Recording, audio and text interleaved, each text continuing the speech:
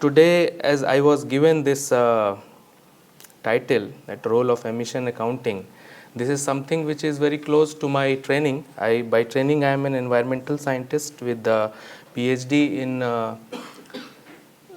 source identification of PM 2.5 and postdoc in source identification of black carbon aerosols. So, considering the current circumstances as far as the energy finance or anything which is related to energy, the most important discussion or the most important issue which is driving all these type of discussions, including this conference itself, is climate change and evolved commitments of various geographies towards climate actions. There is no doubt on this that the entire world is serious now. Maybe the efforts could be lesser or more from different countries or different economies. Maybe US is doing something good or China is not doing something good. It is a matter of political discourse. But one thing is damn sure, that the entire world is serious, and so is India as well. So India has recently updated its nationally determined contributions, and India has included some of the important points. Out of those points, I would like to emphasize three. One, reducing our dependencies on fossil fuels, reducing our emission intensity, of course, which is related to fossil fuel reduction, and incorporation of behavioral changes in public so that their efforts can also be counted in the overall climate action. And it was named as Mission Life, or the lifestyle for environment. With the government of Jharkhand, we had successfully made a very big campaign, and we reached around 40 lakhs people in nearly 1 month regarding this Mission Life campaign is concerned. As we can see, the 13th Sustainable Development Goal is climate action. So any kind of discourse which we have been experiencing is because of this 13th Sustainable Development Goal target. So now the question is, if we simply classify climate actions, we usually classify in adaptation or mitigation parts, two parts. But if we see the inner pictures, there are a lot of other things. Climate action certainly has more than two parts, mitigation and adaptation. In fact, there are many other things which come under the umbrella of climate actions. And after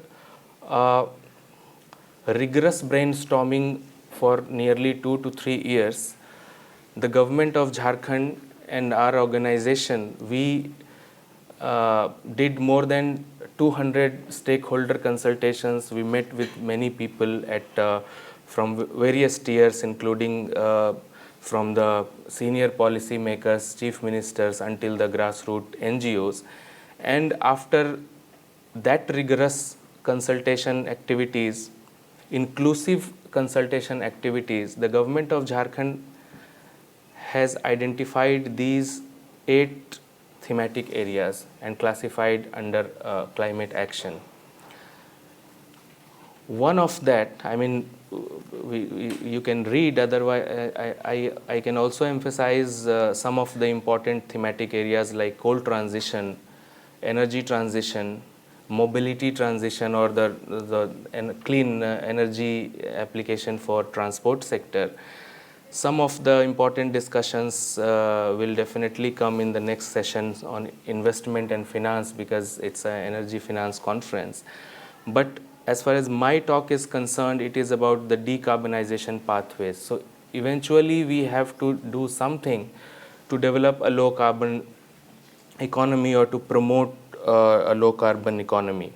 So the broader goals regarding this strategy for decarbonization pathways are concerned. So it is basically the development of a robust decarbonization roadmap for any geography, be it Jharkhand or whatever. I'm specifically highlighting Jharkhand for a reason. I will come to those things in the next couple of slides. And then to have dedicated action plans for different types of emitters or the industries or whatever sector which is emitting. So there are some hard to abate industries like cement and steel where emissions are inevitable. We can't do anything at the moment. But at the same time, I call it easy to abate industries like MSMEs or the small sectors where it is relatively easy to control the emissions, but there are certain things which are not easy. I will come in the next slides. And then systematically reduce our dependencies on fossil fuels and especially coal. So if we see the Indian perspective, almost 60% of the states are highly vulnerable to the impacts of climate change. Even we are sitting in, I still remember the heavy floods on Chennai airport, I think last month. Someone from one of our collaborators was about to travel to one conference, and that conference was on decarbonization only. And he was about to travel from Chennai to Ranchi, but somehow because of that, he had to cancel. So 60% of the states are vulnerable. Eastern corridor of India is extremely vulnerable, including Jharkhand, Bihar, Odisha, and those regions which are rich in minerals, which are responsible for or which are providing a lot of minerals to different parts of India and are responsible for the energy security of the country. As far as the total emissions are concerned, we are the third largest emitters of the world. Although I mean, it's the beauty of statistics that since if we see the per capita emissions, we are like very less. So generally, we make ourselves happy with the help of these statistics that, okay, we are not that bad. But considering the vulnerabilities of different types in India, we can see the map, some of the poorest states of India like Jharkhand, Bihar, where climate vulnerability is one issue, and there are certain more issues which are directly or indirectly linked with the climate change. So no doubt we are per capita, by per capita we are less emitting, but at the same time we need to think about ourselves, the climate vulnerabilities. You might be surprised that Jharkhand, the name Jharkhand means the land of forest. So it is actually a forest dominated state, but the rate of desertification is highest in India. I mean, in Jharkhand it is at number 1 regarding rate of desertification, even more than Rajasthan. So we can understand the severity. So no doubt whatever our we are at third position or whatever position in emissions, we need to take care of our emissions. And as far as the Indian political discourse is concerned, it is now very clear in the last COP that India is not going to make any clear commitment on phasing out of fossil fuels, especially the coal, but at the same time, India is also committed to increase its renewable in the total energy mix. So this is something which I would also support, because we are still developing, we have to develop, we will definitely need more energy in future, we will definitely emit more. So as an Indian citizen, definitely I support, I stand with the government of India, I stand at this point in 2024, but at the same time, as scientists, as people directly related and working with the community, we need to take care of the other options that can reduce emissions as well. So if we see the overall energy landscape in India, there are 2-3 important points which I would like to mention. That majority of the states with higher population or resource consumption, especially the states within the Indo-Gangetic plains, almost I mean 40% of the population of India lives there. So definitely because of the more resource consumption, energy consumption, the emissions are higher over that region. And as far as the sectoral contributions are concerned, the energy sector leads the emission landscape of India with nearly 76% of the emissions. However, and within the energy mix, it's almost 44% is contributed by coal only. So whatever decarbonization are we talking today, basically we are talking about coal only. And there are certain other fossil fuel contributions as well, but mostly Indian decarbonization strategy is focused on coal only. But if we talk about those states like Jharkhand, its energy mix is almost, it's contributed by coal by 94%. So this is a huge difference. It's a significant difference between the energy mix of India and some states. So that is why decarbonization strategies also need to look at the things with the local resilience plans or at much localized scale. Similarly, there are many industries like steel industry, which needs coking coal, and that's the backbone of our industries and infrastructure of the country. So that is why we need to take care of the statistics, state level statistics or regional statistics also as far as the emissions are concerned. So now we can see there are two important players. One, within the energy sector, which is the largest emitter, one is the energy consumption for power generation and another is the energy consumption in industry. So these are the two things which are which need to be taken care of. Now the question is, we can make any strategy of decarbonization or reducing carbon emissions only if we know how much we are emitting. So there are many methods. These methods are being evolved as well. So this is basically a theory. Most of you might be knowing, some of you might not be knowing. So I will simply explain that to account those emissions or to calculate the total amount of emission or the total emission budget, we usually apply two methods, one called direct and second is indirect.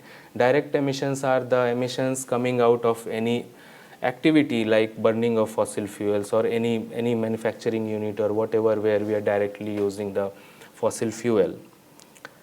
Second is the indirect emissions, where we are not emitting anything by our activity, like we are sitting in this room, we are not burning anything now, but we are still emitting greenhouse gases because we are consuming electricity, which is produced somewhere else by burning coal.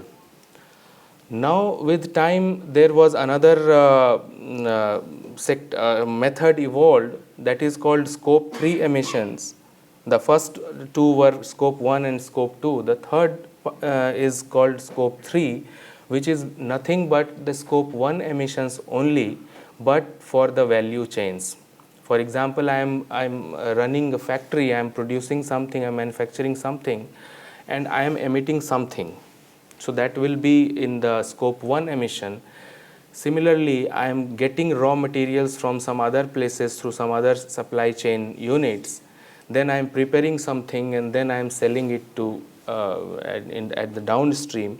So the emissions accounted for the upstream part and the downstream part, excluding my own emissions, are scope 3 emissions, and that's the most complex part to calculate because there are a lot of uncertainties even in the direct and indirect scope 1 and scope 2 emissions. So that is why this is one of the most important strategies of decarbonization or emission reduction.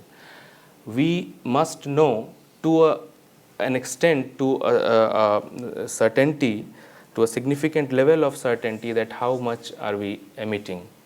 Hence, as I discussed about these three methods of evaluating or calculating emissions, we need to understand what are the problems. I am a person who has been developing emission inventories for different pollutants for the last 7-8 years. I know there are a dozen of emission inventories already available globally from different universities, from different research groups. Even some of my friends are faculty in the Department of Civil Engineering here. I work closely with them on emission related things. So we often discuss the things that why do we need to rediscover science when there are already a number of emission inventories existing. So what is the need? So when we see the methods of evaluation, methods of calculation, then we realize that most of the emission inventories don't take care of the value chain emissions. What are getting emitted from the downstream and upstream part of the value chain units. Similarly, there are huge uncertainties in the emissions, especially from certain sectors like biomass burning. Yeah. Yeah, sure. So these are some of the issues where we face challenges. So if we don't know how much are we emitting, how will we include those calculations in our policy framework? Similarly, we have very good emission inventories for the globe or even for India or for a bigger region, but cities are something which are most responsible. I mean, the majority of the anthropogenic activities are from the cities only, and cities have almost 70% contribution in GHG emissions. We don't have that emission value at such high resolution so that we can frame city scale climate resilience plan for the different cities. Recently, Chennai has released its own city climate action plan. They have used some emission inventories, but they too have lots of uncertainties. So we need to take care of these things. We need to make very high resolution emission inventories by the compilation of much localized data set. There, academics like in IITs or any other universities, they cannot do everything by themselves. They need to be dependent on the government and different departments or agencies which are compiling the activity data sets. Recently, the government of India, I'm finishing in 1 minute. Recently, government of India has initiated one plan that is called BRSR, Business Responsibility and Sustainability Reporting, where every corporate, be it small or big, the top 1,000 listed companies of India are required to disclose their emissions from scope 1, scope 2 and scope 3. So this will be definitely helpful in much better calculation with more certainty. And there are certain aspects, there are certain things which we need to do some homework, like we need to compile the data from the ground, we need to compile the data from proper consultation, more inclusive consultation. So I will share this slide with all of you so that you can read, and we need to do some homework before making some decarbonization strategy or plan. Similarly, from Jharkhand perspectives, these are the different departments which are sitting over the data, but they are not providing data to the scientists or researchers. So they also need to sensitized. They also need to know what are they are having, and it can be used by the scientists. So similarly, there are certain more questions like what will be the cost of decarbonization, how we will, what is our current dependency on fossil fuels. I am not a finance guy, but one of our collaborators is sitting in this room. He will be talking in the next session on these particular questions.